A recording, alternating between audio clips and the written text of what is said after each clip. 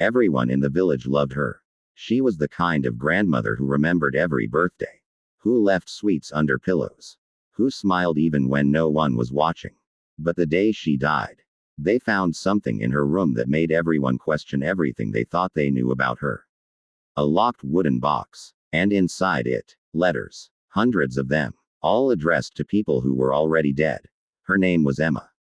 And if you asked anyone in the village, they'd tell you the same thing. She was pure kindness. Children ran to her house after school. Neighbors trusted her with their secrets. Even strangers felt safe around her. But no one ever asked about her past. Because every time someone did, she would smile and change the topic. Her house stood at the edge of the village. Old, quiet, wrapped in silence after sunset.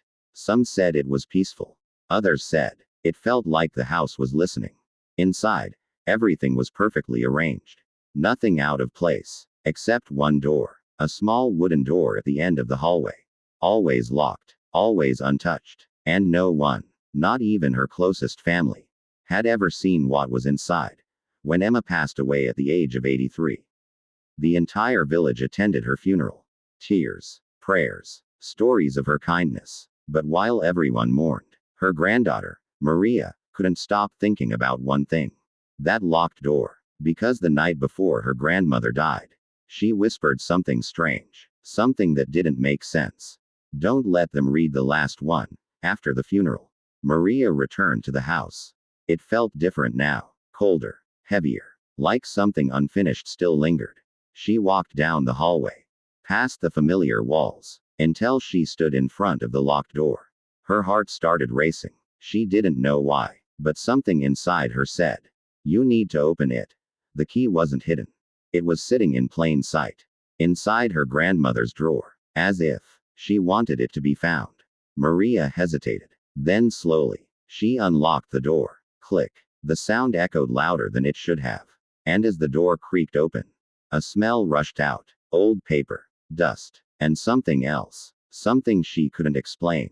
The room was small, bare, except for one thing. Stacks of letters, everywhere. On the table, on the floor, inside boxes. Hundreds, maybe thousands of them. Each one is carefully labeled. Each one dated, some going back over 50 years. Maria picked one up, her hands trembling. And then she noticed something that made her freeze. The name on the envelope. It belonged to a man who had died 30 years ago. Confused, Maria opened the letter. Inside was her grandmother's handwriting. Neat, calm, familiar. But the words, they didn't feel normal. Dear John, I saw you again last night. You were standing by the well, just like before. Why do you keep coming back? Maria's breath stopped. This wasn't a memory. It sounded like a conversation. She grabbed another letter. Then another. Each one addressed to someone who had died. Each one written as if they were still alive. Still visiting. Still watching. Some letters were gentle. Others, terrifying. They won't leave me alone tonight. I tried to ignore them, but they're getting closer. I think they know I'm writing about them. Maria's hands started shaking. This wasn't just strange. This was something else. Then she found it. A letter different from the others. Sealed, untouched, with her name on it. Maria. Her heart dropped. This was the last one. She stared at it for a long time. Her grandmother's words echoed in her mind. Don't let them read the last one. But why? What could be inside that was so dangerous? Slowly, she opened it, and what she read changed everything. Maria, if you're reading this, it means I'm gone, and they know about you now. I tried to keep them away. I tried to protect you. But once you open this letter, they will start seeing you too. Maria didn't realize she had stopped breathing until her chest began to ache. The letter trembling in her hands as if it carried a weight far heavier than paper, as if every word her grandmother had written was not just ink but a warning carved out of fear itself. And for a long moment she simply stood there in that dim, suffocating room, staring at the sentence again and again. They will start seeing you too. At first, nothing happened.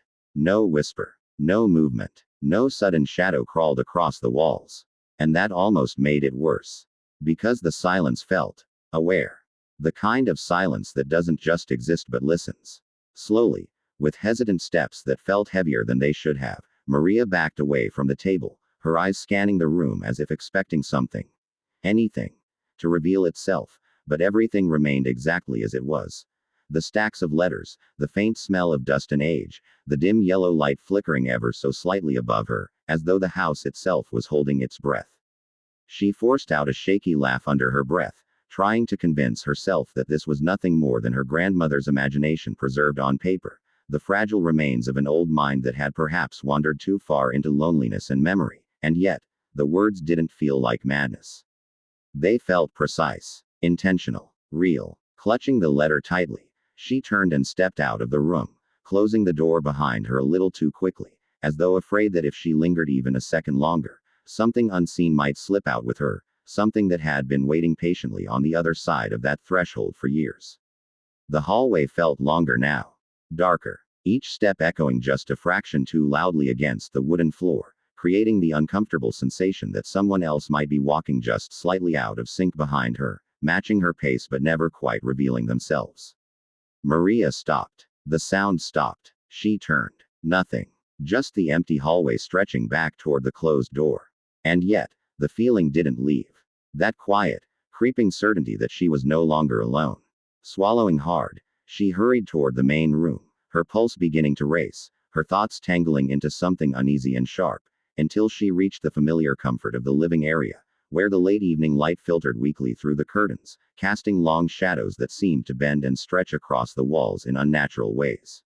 She placed the letter on the table, her fingers lingering on it for a moment before pulling away as if it might burn her, and that's when she noticed it. The clock. It had stopped. Not unusual in an old house, not something that should have meant anything, and yet, it hadn't been broken before. She had seen it ticking just hours ago.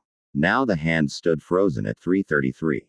Maria frowned, stepping closer, her eyes narrowing as she studied it, and for a brief second she considered adjusting it, fixing it, restoring some sense of normalcy to the room, but something deep inside her told her not to touch it. Because it didn't feel broken. It felt like time itself had hesitated. And then, a sound. Soft, faint, but unmistakable. A knock. Not on the front door. Not from outside, but from somewhere deeper in the house.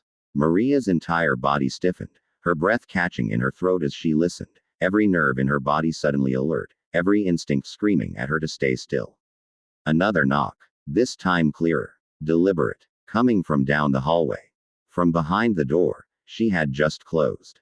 No, she whispered under her breath, shaking her head as if denial alone could undo what she was hearing, as if logic could somehow override the impossible reality forming around her. The door was locked. She had locked it. There was no one inside.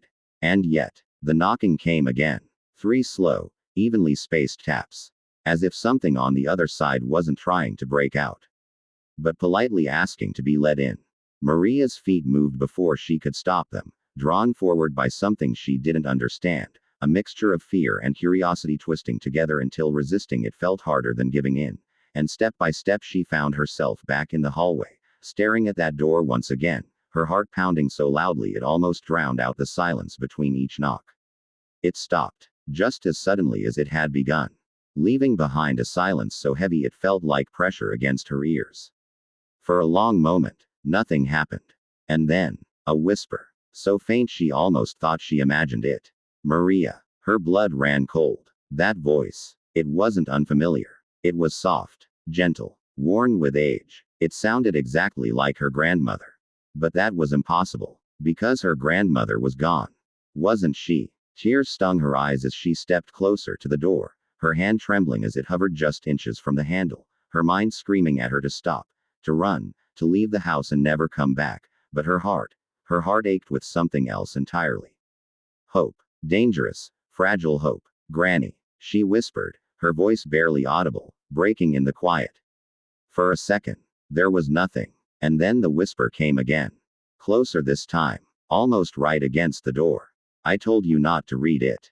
Maria stumbled back as if struck, her breath hitching sharply as fear finally overpowered everything else, raw and undeniable now, crashing through her chest as the reality settled in like ice. That wasn't her grandmother. Or at least, not anymore. The air in the hallway grew colder, Unnaturally so, the kind of cold that seeps into your bones rather than brushing against your skin, and slowly, so slowly it almost didn't seem real, the handle of the door began to move. A soft metallic creak, a slight turn. From the inside, Maria couldn't move, couldn't breathe, couldn't even think. All she could do was watch. Because deep down, she understood something now, something her grandmother had tried to warn her about. The letters weren't just messages. They were invitations. And by opening that last one, she hadn't just read it. She had answered. Maria couldn't scream. Not because she didn't want to, but because something deep inside her already knew that if she made a sound, if she acknowledged what was happening in any way louder than a breath, whatever was on the other side of that door would stop pretending. And the worst part was, it was still pretending. The handle moved again, slowly, deliberately, as if whatever held it understood fear, and wanted to stretch it, savor it, let it bloom inside her chest until it became unbearable.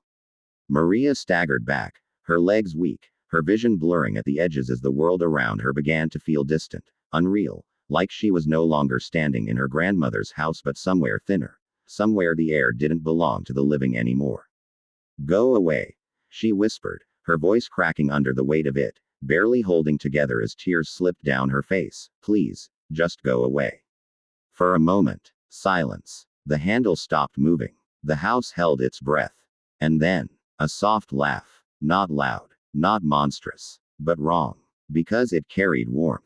Without life. You opened it, the voice murmured from the other side, still wearing her grandmother's tone like a mask that didn't quite fit, stretching over something hollow. Beneath it, you let us in. Maria shook her head violently, backing further away until her shoulders hit the wall behind her, her fingers digging into the plaster as if she could anchor herself to something real, something solid, something that wasn't slipping away from her with every passing second. No, I didn't. I just read it. I didn't. You answered. The word cut through her like a blade. And suddenly, the door flew open. Not violently, not dramatically, but quietly, effortlessly, as if it had never been locked at all. Darkness spilled out from the room beyond, thick and unnatural, swallowing the dim hallway light as though it were something tangible, something alive, and within it. Shapes. Not clear, not whole, but moving, shifting, watching. Maria's breath shattered into broken fragments as she stared into it, her mind trying, and failing, to make sense of what she was seeing because the darkness wasn't empty.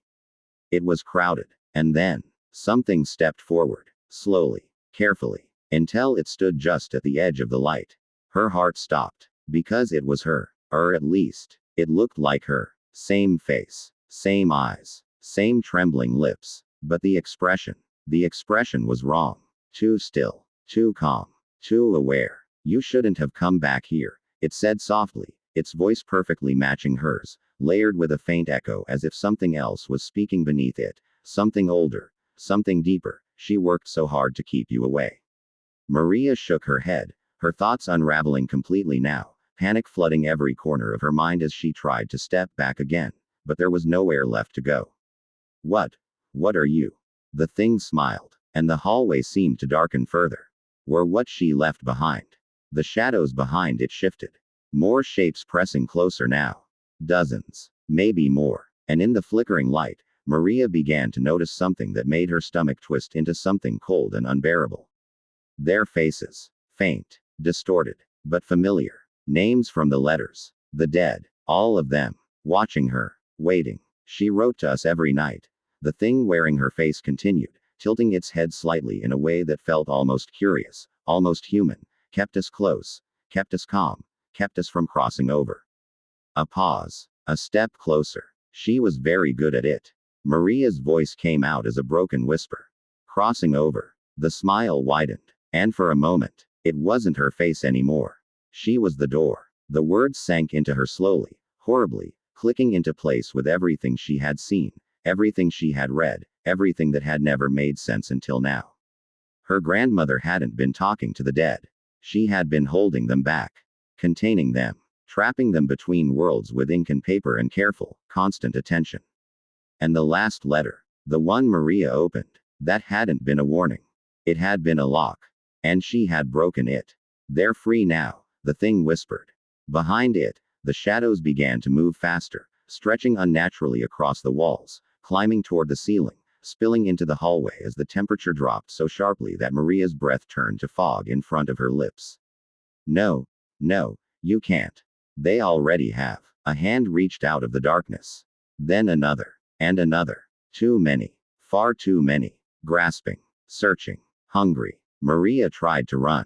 She really did. But her legs wouldn't move the way they should, her body heavy and unresponsive as the shadows began to pour out into the hallway, surrounding her, brushing against her skin with a cold that burned like ice beneath her flesh. And then, everything stopped. All at once. The movement. The whispers. The cold. Gone. Just like that. Maria blinked, her breath shaking as she looked around. Wildly, her heart hammering against her ribs, expecting to see them still there, but the hallway was empty. Silent. Normal. The door. Closed. As if nothing had ever happened. As if she had imagined all of it. A long, fragile moment passed. Then another. And slowly, Maria let out a trembling breath, her body collapsing slightly as relief began to seep in, weak and uncertain but enough to make her knees give out beneath her as she slid down against the wall, pressing her hands to her face as she tried to steady herself. It's over, she whispered to herself, her voice barely holding together. It's over. But deep down, something didn't feel right, because the silence, it wasn't empty, it was waiting. And then, a reflection caught her eye. From the mirror at the end of the hallway. Maria froze. Slowly, very slowly, she lifted her head, and looked. At first, it was normal. Just her, sitting on the floor, shaking, alive. And then, her reflection didn't move. Maria's breath stopped. She blinked. Her reflection didn't. Instead, it smiled, slowly, wider than she ever could. And behind it, the shadows began to appear again. Not in the house, not around her, but inside the mirror, crowded, pressing closer, filling the space behind her reflection like a swarm of silent, watching figures, their faces faint and twisted and endless. Maria tried to look away. But she couldn't, because her reflection leaned forward slightly, and whispered something she felt rather than heard. We don't need the door anymore. A pause. The smile widened, because now, the shadows surged forward inside the mirror, swallowing her reflection whole as the glass darkened completely. You are the door.